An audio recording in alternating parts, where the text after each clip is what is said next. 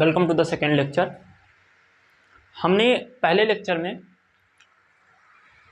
जो पढ़ा हुआ था वो हमारे पास तीन चार टर्म्स आए हुए थे। पहली बात हमने ये सीखा था सीक्वेंस क्या होता है, फिर हमने पढ़ा था कि ये बाउंडेड सीक्वेंस क्या होता है, फिर हमने पढ़ा कि अच्छा ये बाउंडेड सीक्वेंस हो गया, फिर वो कह रहा था कि बताओ लिमिट पॉइंट क्या होता है। तो तीन चार टर्म हमने सीखे हुए थे ये, और हम बोल्जानो थ्योरम तक पहुंच गए थे कि बोल्जानो ने बोला था कि अगर सीक्वेंस आपके पास बाउंडेड है, बाउंडेड किसे बोलते हैं, जिसकी या तो रेंज बाउंडेड हो या उसके रेंज अगर इनफाइनाइट रेंज में इनफाइनाइट एलिमेंट आ रहे हैं तो सारे एलिमेंट किन्हीं दो रियल नंबर के बीच में हो, है ना, तब हम क्या बोलते हैं कि हमारा सीक्वेंस बाउंडेड हो गया। सीक्वेंस बाउंडेड होने के दो तरीके थे, एक तरीका उसकी रेंज में फाइनाइट एलिमेंट हो, दूसरा तरीका ये था अगर रेंज में फाइनाइट एलिमेंट नहीं है तो जितने भी रेंज में एलिमेंट है सारे एलिमेंट दो रियल नंबर के बीच में हो, तो हम कह देते हैं ये हमारा सेट बाउंडेड हो गया। जो रेंज सेट था रेंज सेट बाउंडेड हो गया। जो हमारा रेंज सेट बाउंडेड होता है तो हम कहते हैं सीक्वेंस हमारा बाउंडेड हो गया। फिर हम पढ़े थे कि बोल्जानो थ्योरम क्या होती है। तो बोल्जानो ने बोला कि ऐसा करते हैं, उन्होंने बड़ा एक सुंदर सा स्टेटमेंट दिया, बहुत ही यूजफुल है। उन्होंने कहा अगर सीक्वेंस बाउंडेड है तो उसके पास लिमिट पॉइंट पक्का होगा, पक्का लिमिट पॉइंट होगा, है ना। क्या होगा? Limit point. और लिमिट पॉइंट हमने पढ़ा हुआ था, क्या था लिमिट पॉइंट हमारा? लिमिट पॉइंट भी दो तरीके से डिसाइड होता है। अगर सीक्वेंस में कोई रियल मतलब जो रेंज में एलिमेंट है, कोई एलिमेंट ऐसा है जो इनफाइनाइट टाइम्स रिपीट हो जाए रेंज में, तो वो हमारा क्या बन जाएगा? लिमिट पॉइंट बन जाएगा। तो रेंज में मान लो 50 एलिमेंट ऐसे हैं जो इनफाइनाइट टाइम्स रिपीट हो गए, तो इसका मतलब वो 50 एलिमेंट क्या बनने वाले हैं? लिमिट पॉइंट बनने वाले हैं। तो या तो वो सीक्वेंस में ऐसे एलिमेंट जो इनफाइनाइट टाइम्स रिपीट हों वो हमारे क्या बन जाते हैं? वो हमारे लिमिट पॉइंट बन जाते हैं। या तो अगर ये तरीका नहीं हुआ तो दूसरा तरीका, ये दूसरे तरीके से लिमिट पॉइंट कोई बनना चाहता है तो उस पॉइंट के नेबरहुड में इनफाइनाइट टर्म सीक्वेंस के आ जाएं। मतलब एक छोटा सा नेबरहुड ले, उसके बाहर हमेशा क्या हो? फाइनाइट हो। जैसे यल कोई रियल नंबर है, ये रियल नंबर हमारी लिमिट पॉइंट बनना चाहती है, ये रियल नंबर है लिमिट पॉइंट बनना चाहती है, तो इस छोटे से इंटरवल के बाहर सीक्वेंस के सिर्फ कितने टर्म हो? फाइनाइट टर्म हो। इसके अंदर कितने हो? Infinite terms. तो हम क्या बोल देंगे? ये रियल नंबर हमारी क्या बन गई? लिमिट पॉइंट बन गई, है ना। जैसे हमने देखा हुआ अभी तक कि 1/n में जीरो लिमिट पॉइंट आ रहा था। जीरो के कितने भी करीब आप जाओ, हमेशा उस छोटे से इंटरवल में इस सीक्वेंस के कितने टर्म्स होंगे? इनफाइनाइट टर्म्स होंगे, है ना। तो ये क्या बन गया? हमारा लिमिट पॉइंट बन गया। तो लिमिट पॉइंट बनने के दो तरीके, एक तो वो या तो रेंज में बार बार दिखे और या तो रियल नंबर के छोटे से नेबरहुड में सीक्वेंस के इनफाइनाइट टर्म हो, कहने का मतलब उसके बाहर फाइनाइट टर्म्स होंगे, है ना। फिर हमने बोल्जानो थ्योरम पढ़ी हुई थी। बोल्जानो थ्योरम कह रही है कि अगर कोई सीक्वेंस बाउंडेड है तो उसके पास लिमिट पॉइंट पक्का होगा, ठीक है ना। चलिए, ये हमारे पास इंफॉर्मेशन थी। अब हम एक नया टर्म इंट्रोड्यूस होने वाले हैं, नए टर्म से, कि what is the convergent sequence. Convergent sequence क्या होता है?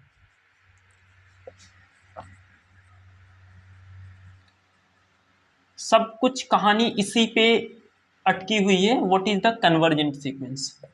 अच्छा, कल एक क्वेरी एक स्टूडेंट की ये भी थी कि सर ये हम लोग सीक्वेंस क्यों पढ़ रहे हैं, ये भी पूछा गया था कि ये हम लोग सीक्वेंस पढ़ क्यों रहे हैं, है ना। जैसे हम बचपन में इंटीग्रल पढ़ रहे थे, इंटीग्रेशन पढ़ रहे थे, हमको एप्लीकेशन नहीं पता था क्या करने वाले थे उसके पहले। जब हम पढ़ रहे थे तब किसी ने नहीं बताया कि इसका आगे चल के इसकी हेल्प से एरिया निकाल सकते हो, किसी कर्व की लेंथ निकाल सकते हो, है ना, सरफेस निकाल सकते हो, वॉल्यूम निकाल सकते हो, तब किसी ने नहीं बताया था, है ना। तो पहले हमने क्या पढ़ा था? इंटीग्रल पढ़ा। फिर धीरे धीरे जब हम उसका ज्ञान हो गया फिर उसका हमने एप्लीकेशन किया, है ना। तो सीक्वेंस की एक क्वेरी थी स्टूडेंट की कि सर हम सीक्वेंस क्यों पढ़ रहे हैं, है ना। तो सीक्वेंस हम इसलिए पढ़ रहे हैं क्योंकि इनफाइनाइट सीरीज होंगी हमारे पास, इनफाइनाइट टर्म, ऐसी सीरीज जिसमें इनफाइनाइट टर्म्स होंगे, उसका सम निकालने में ये हेल्प करता है ना। इनफाइनाइट सीरीज होगी मतलब ऐसी सीरीज जिसमें इनफाइनाइट टर्म्स होंगे, और हम क्या करना चाहेंगे? उस सीरीज का सम निकालने की कोशिश करेंगे with the help of sequence. इस सीक्वेंस की हेल्प से हम क्या करते हैं? सीरीज का सम निकालते हैं कि ये इस सीरीज का सम कितना होगा, है ना। अब AP GP arithmetic progression geometric progression तो है नहीं, उसके लिए हमारे पास फार्मूले अवेलेबल हैं। अगर एपीजीपी नहीं है तो फिर सम कैसे निकालोगे? तो उसमें ये हेल्प करता है ना। तो चलिए यहाँ पे हम सबसे पहले ये देख लेते हैं what is the convergent sequence. Convergent sequence क्या होता है? ये बड़ी ही मतलब विचित्र परिभाषा है, उसमें लोग जनरली नहीं इसको समझ पाते हैं कि क्या हो रहा है ये, ठीक है। बट हम इसे देखिए, किस टाइप से एक्सप्लेन करते हैं जरा समझने की कोशिश करिएगा।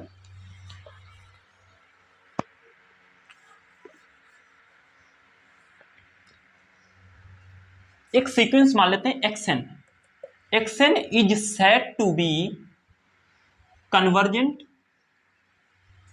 if for every positive epsilon there exists an integer and there exists an integer या पॉजिटिव इंटीजर बोले तो नेचुरल नंबर सच दैट कि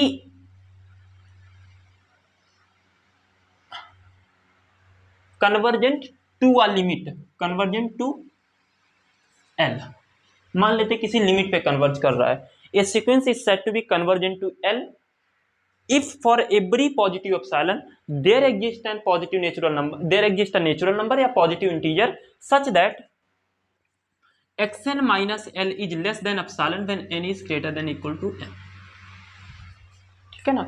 अब ये बड़ा विचित्र बात है, अब इसमें ये सोचेंगे कि ये लिखा क्या है, दिक्कत तो ये है ना, ये क्या लिखा हुआ ये समझ पाना आपके लिए थोड़ी सी प्रॉब्लम हो सकती है। बट अब अगर आप एक बात देखिएगा जरा, वो कह रहा है सीक्वेंस को कन्वर्जेंट कहेंगे, एक लिमिट पे कन्वर्ज कर रहा है, सीक्वेंस कन्वर्ज कर रहा है कहाँ, यल पे, यल एक रियल नंबर है, convergent to l if for every positive epsilon there exist natural number n such that x minus l, मतलब xn minus l is very close to, very close when n is greater than m। तो ये क्या कर रहा है, जरा इसको open करने की कोशिश करिए, देखिएगा तो xn माइनस एल ऐसे लिखा, mod of xn minus l is less than epsilon, इसको ओपन करेंगे तो ये हो जाएगा xn minus l is less than epsilon but greater than minus epsilon.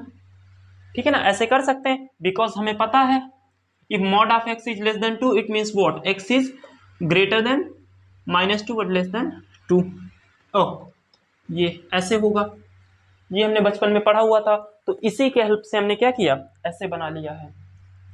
अब सब में यल जोड़िए तो ये हो जाएगा l minus epsilon less than, यहाँ पे l जोड़ोगे तो यल खत्म हो जाएगा, this xn and less than l plus epsilon. ठीक है ना, व्हेन ये सब चल ही रहा है यानी is greater than equal to m, ये चल ही रहा है हमारा। अब देखिएगा xn l माइनस एप्सिलॉन से बड़ा होगा, l प्लस एप्सिलॉन से छोटा होगा जब n हमारा m से बड़ा होगा, यानी कि हम ये कहना चाहते हैं कि xn belongs to l minus epsilon l plus epsilon when n is greater than equal to m, है ना। मतलब एक ये कोई फिक्स इंटीजर होगा, इस ये कह रहा है इस इंटीजर के बाद वाले xn, मतलब ये कोई ना कोई इंटीजर होगा, मान लो ये कुछ 1000 है, इस इंटीजर के बाद वाले जितने भी होंगे वो सारे इस इंटरवल के अंदर नहीं आ जाएंगे, वो सारे इस इंटरवल के अंदर नहीं आ जाएंगे। आप एक बात सोचिए, तो ये क्या कह रहा है जरा देखना, ये अगर हमारा यल है और ये हम एप्सिलॉन इतना डिस्टेंस एप्सिलॉन माने तो ये पॉइंट हमारा हो जाएगा एल माइनस एप्सिलॉन, ये पॉइंट हो जाएगा हमारा एल प्लस एप्सिलॉन मान लो। वो कह रहा है एक्सन सारे इस इंटरवल के बाद मतलब एक्सन जितने भी होंगे सब इस इंटरवल में आ जाएंगे, जितने भी होंगे सब कौन से बाहर रहेंगे, जो m तक होंगे, मतलब m तक इक्वल टू लगा है तो m तक तो बाहर रहेंगे, है ना, और m के बाद वाले सारे कहां हो जाएंगे, इस इंटरवल के अंदर आ जाएंगे, मतलब इसके बाहर कितने हैं, फाइनाइट नंबर है। पक्की बात, ये फिर से एक बार समझ लीजिए क्या कह रहे हैं, मान लो यम हमारा 100 है, यम 100 है, यम बराबर मान लो हमारा कभी 100 आ गया, तो इसका मतलब x1 x2 x3 x4 dot dot dot x100, ये स्टार्टिंग के सीक्वेंस के 100 टर्म होंगे वो इस इंटरवल के बाहर होंगे, लेकिन इस 100 के बाद वाले जितने होंगे, जितने भी m से बड़े यानी कि 100 से बाद वाले, वो सभी इसके अंदर नहीं आ जाएंगे, सभी इसके अंदर आ जाएंगे। तो इसका मतलब इस इंटरवल के बाहर हमेशा क्या रहेंगे, फाइनाइट रहेंगे, और इस इंटरवल के अंदर उस फाइनाइट के बाद वाले सारे इस इंटरवल के अंदर आने हैं, मतलब ये लिमिट पॉइंट की डेफिनेशन नहीं है, तो ये क्या बन गया, लिमिट पॉइंट बन गया, ये क्या होगा, लिमिट पॉइंट, ये क्या बन गया हमारा, लिमिट पॉइंट।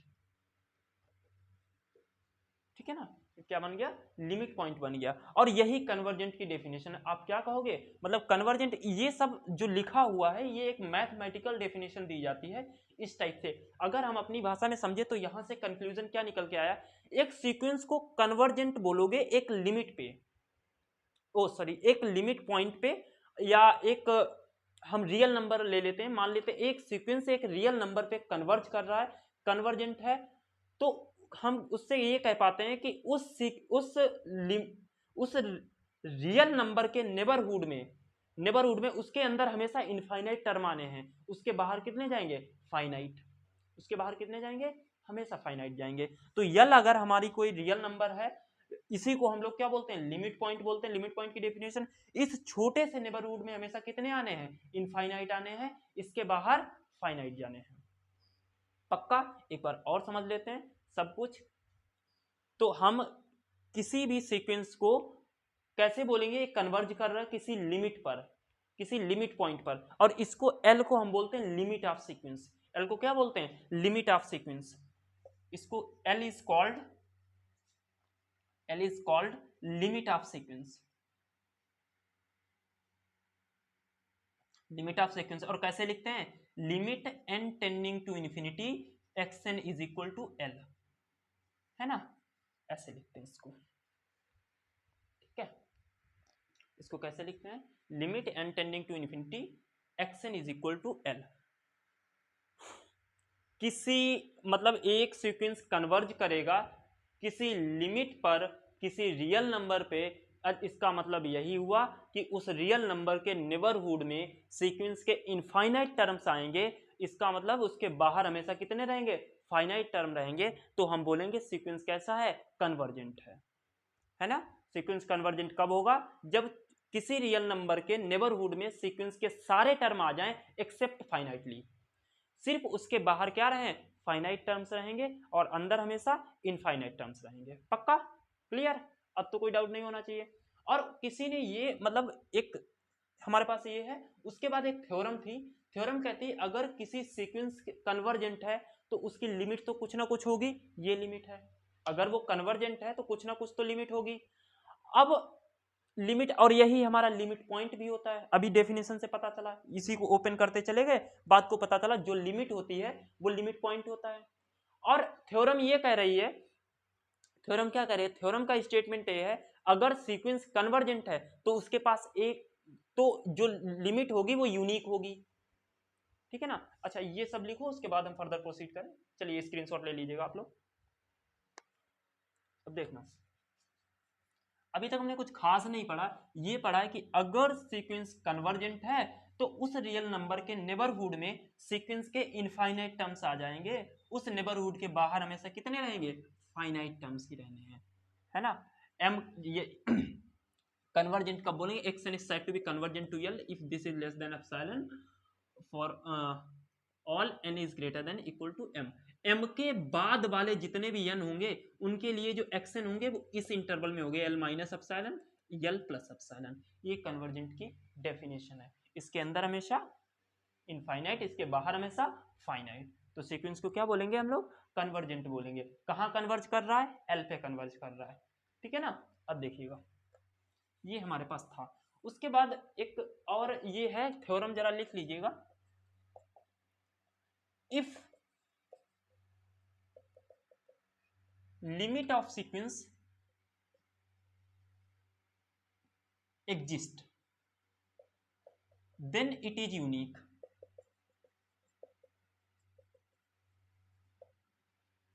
है ना, then it is unique।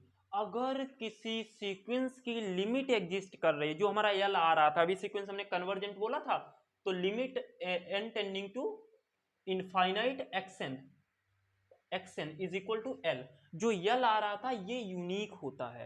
ये कैसा होता है, यूनिक होता है। और ये हमारा लिमिट पॉइंट भी था। वो कह रहा है कि कोई सीक्वेंस को कन्वर्जेंट अगर किसी लिमिट पे कर रहा है ना तो वो यूनिक होगा, मतलब एक ही लिमिट होगा, एक ही लिमिट होगी, और वो लिमिट होती है, कह रही है थ्योरम कह रही है कि वो लिमिट यूनिक होती है। अब जब लिमिट यूनिक होती है तो इसका मतलब तो यही हुआ कि जिसके पास दो लिमिट पॉइंट होंगे वो कन्वर्जेंट नहीं होगा, क्योंकि लिमिट हमारे लिमिट पॉइंट भी आ रहा था, जो लिमिट होता है वो क्या होता है, लिमिट पॉइंट भी होता है, और ये यूनिक होता है। ये क्या होता है, ये होता है यूनिक। ये थ्योरम कह रही है। इसका मतलब तो यही हुआ, अगर किसी सीक्वेंस के पास दो लिमिट पॉइंट हुए या दो से ज्यादा लिमिट पॉइंट हुए तो वो कन्वर्जेंट तो नहीं होगा। कन्वर्जेंट होने के लिए उसको एक लिमिट पॉइंट होना पड़ेगा, एक ही लिमिट पॉइंट होना पड़ेगा। तो इसका मतलब वो सारे सीक्वेंस जिनके पास एक से ज्यादा लिमिट पॉइंट होंगे वो कन्वर्जेंट तो नहीं हो सकते। पक्का ये याद रखिएगा, जिन सीक्वेंस के पास एक से ज्यादा लिमिट पॉइंट होंगे वो कभी भी कन्वर्जेंट नहीं होंगे। कन्वर्जेंट होने के लिए क्या होना पड़ेगा, बाउंडेड होना पड़ेगा और एक लिमिट पॉइंट होना चाहिए, है ना। तो बुल्जानो ने बोला कि सीक्वेंस बाउंडेड है तो उसके पास लिमिट पॉइंट होगा। अच्छा, एक ये बढ़िया चीज है, ये तो ठीक है। तो यहां से लिख लीजिए, इफ, यहां इस थ्योरम के जरा, इस थ्योरम में एक पॉइंट यहां पे बना के ये लिख लो कि if a sequence, if xn has more than two limit point, more than one limit point can not be convergent. कभी भी वो कन्वर्जेंट नहीं हो सकता जिसके पास एक से ज्यादा लिमिट पॉइंट होगा। पक्का, क्योंकि ये थ्योरम कह रही है अगर सीक्वेंस कन्वर्ज करेगा तो उसकी वो लिमिट एक ही होगी, और ये लिमिट जो होता है वो लिमिट पॉइंट भी होता है, तो लिमिट पॉइंट एक ही होना चाहिए। और अगर लिमिट पॉइंट एक से ज्यादा हुआ तो कन्वर्जेंट तो नहीं होगा वो जैसे फॉर एग्जांपल एक्सन हमने ये ले लिया, -1 की पावर है ना, और ये हमने पढ़ के आए थे, इसके पास कौन कौन से दो लिमिट पॉइंट होते हैं, एक 1 और एक -1, दो लिमिट पॉइंट। ये सीक्वेंस कन्वर्जेंट होगा? कभी नहीं। This sequence is not convergent since it has two limit point, और जिसके पास एक से ज्यादा लिमिट पॉइंट वो कन्वर्जेंट नहीं हो सकता। पक्का, ये हमारे पास था। उसके बाद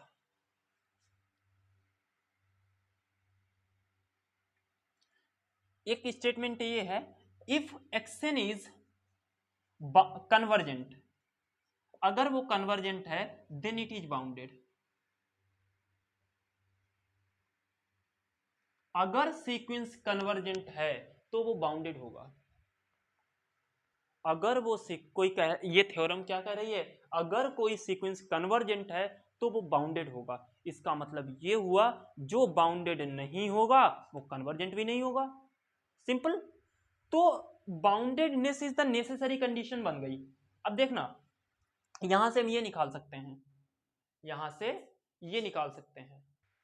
ठीक है, हमने क्या, ये सीक्वेंस कैसा है, अगर सीक्वेंस कन्वर्जेंट है तो वो बाउंडेड होगा। ये हमारे पास थ्योरम अवेलेबल है। If the sequence is bounded then it is,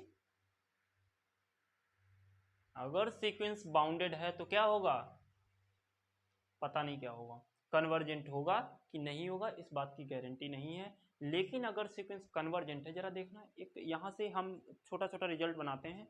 इन दो पॉइंट को लिख लीजिए, बड़े इंपॉर्टेंट पॉइंट हैं, क्योंकि ये जो भी लिखा रहा है ये जो बुक्स होती हैं उनमें एज अ थ्योरम दी होती हैं। जरा देखना, कह रहा है कि अगर सीक्वेंस कन्वर्जेंट है तो वो बाउंडेड होगा।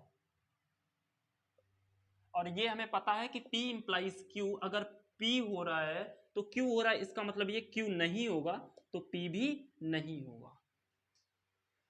P हो रहा है तो Q भी होगा, अगर Q नहीं होगा तो P भी नहीं होगा। इसका मतलब if the sequence is convergent then it is bounded. If sequence is not bounded, sequence is not bounded, अगर बाउंडेड नहीं है तो वो नॉट कन्वर्जेंट। तो आप ऐसे, यहां से हमको बहुत सारी सुविधा मिल गई। सुविधा ये है कि जो सीक्वेंस बाउंडेड नहीं होंगे तो उनकी हम कन्वर्जेंसी भी चेक नहीं करेंगे। क्या जरूरत है, जब हमें पता है कि सीक्वेंस कन्वर्जेंट होगा तो वो बाउंडेड होगा। अगर वो, इसका मतलब यही हुआ कि अगर वो बाउंडेड नहीं होगा तो कन्वर्जेंट भी नहीं होगा। तो वो सीक्वेंस हमको क्यों चेक करने जो अनबाउंडेड सीक्वेंस है। अगर कोई कहे देखो द सीक्वेंस इज अनबाउंडेड, मतलब xn is equal to n दे दिया, सपोज क्या किसी सीक्वेंस का टर्म्स क्या है, एक्सएन।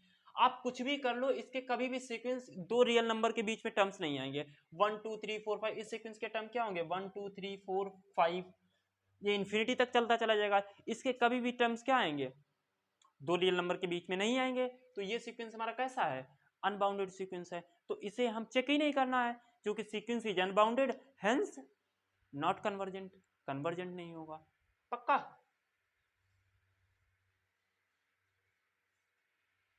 चलिए, ये बड़ा इंपॉर्टेंट है।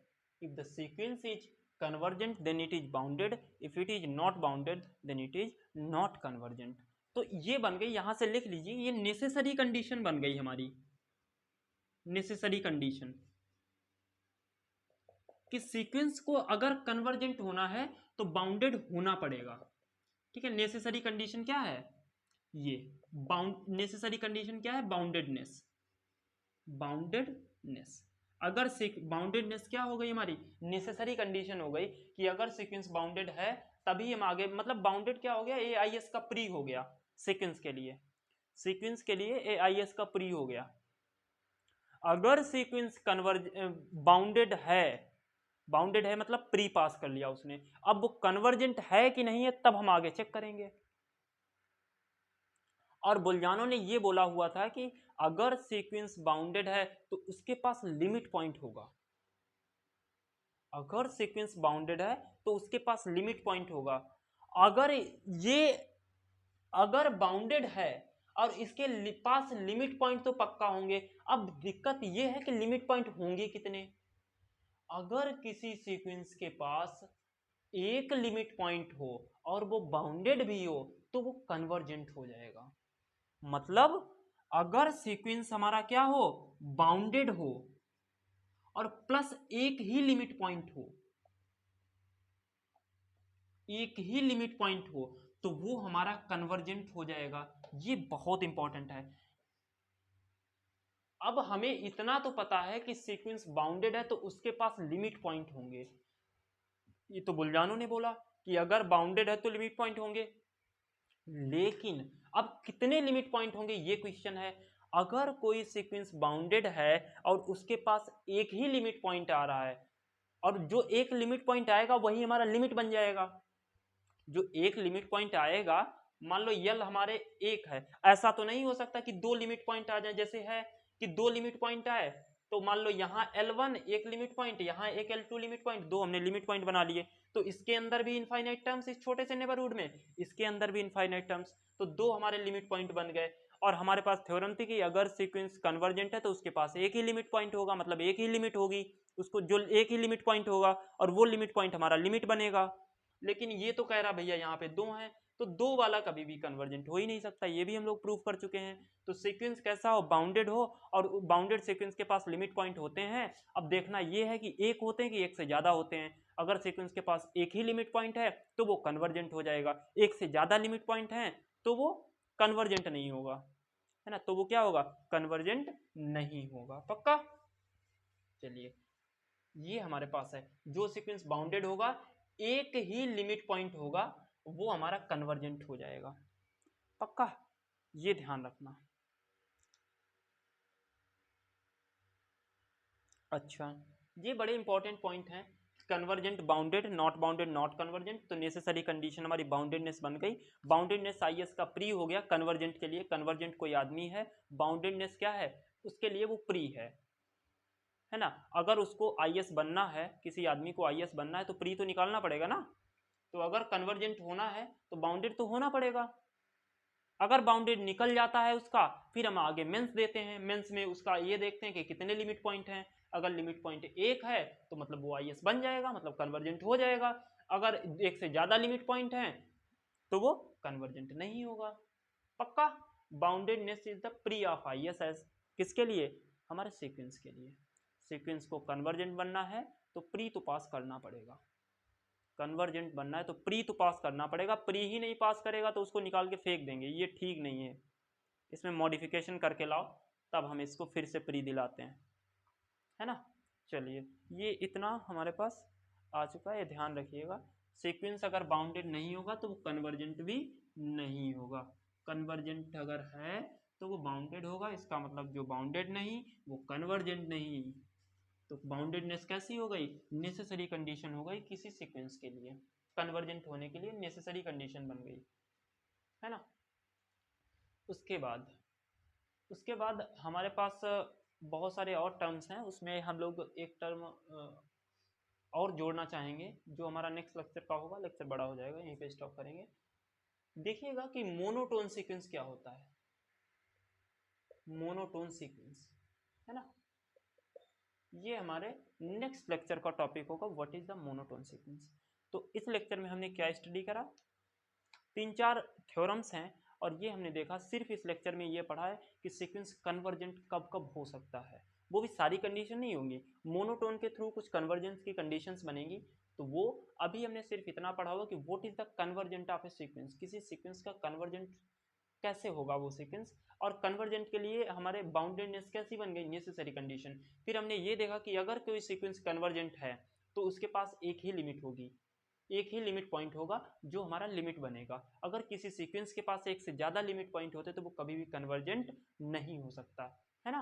बाउंडेडनेस हमने देखा कि नेसेसरी कंडीशन बन गई, जो सीक्वेंस हमारे बाउंडेड नहीं होंगे वो कन्वर्जेंट भी नहीं होंगे। ये क्या बन गया, ये सीक्वेंस के लिए प्री बन गया। किसी सीक्वेंस को कन्वर्जेंट होना है तो प्री तो देना पड़ेगा और उसको पास भी करना पड़ेगा।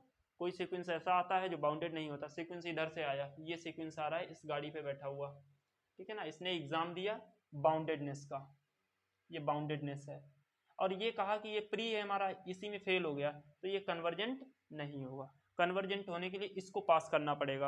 अगर ये सीक्वेंस, अच्छा ऐसे इमेजिन करिए, ये कोई हमारी 4 व्हीलर है, ऐसी होती नहीं, और इसमें ये सीक्वेंस सवार होके आ रहा है एग्जाम देने के लिए, और ये हमारा इधर बाउंडेडनेस है, इधर क्या है, बाउंडेडनेस है, ये प्री है। अब कोई सीक्वेंस इस एग्जाम को देगा, अगर फेल हो गया, यहाँ पे दो ही कंडीशन है, फेल होगा या पास होगा। अगर वो फेल हो गया तो ये वापस चलेगा, कभी भी कन्वर्जेंट तक नहीं पहुंचेगा, कभी भी कन्वर्जेंट तक नहीं पहुंचेगा। फेल हो जाएगा तो वो वापस चला जाएगा, कन्वर्जेंट तक पहुंचेगा ही नहीं। अगर वो पास हो गया, मतलब वो बाउंडेड हो गया अगर, तो वो आगे जाएगा यहाँ पे।